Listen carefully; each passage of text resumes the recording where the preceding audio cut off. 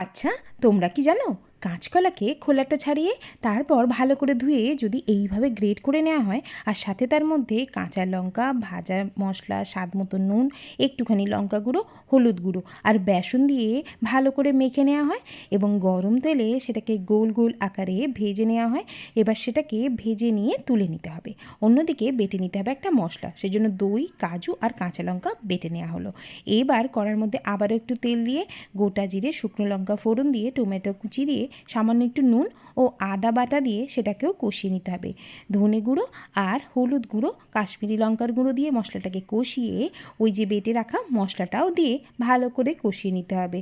পরিমাণ মতো জল দিয়ে জল ফুটে উঠলে স্বাদ মতো নুন আর ওই ভেজে রাখা কোপ্তাগুলো দিয়ে সামান্য একটু চিনি দিয়ে ফুটিয়ে নিলেই আর উপর থেকে ধনে পাতা কুচি দিলেই আমাদের কিন্তু চট জলদি কাঁচকলার কোপ্তা একেবারে রেডি। সময়ও কম লাগবে এবং খেতেও টেস্টি।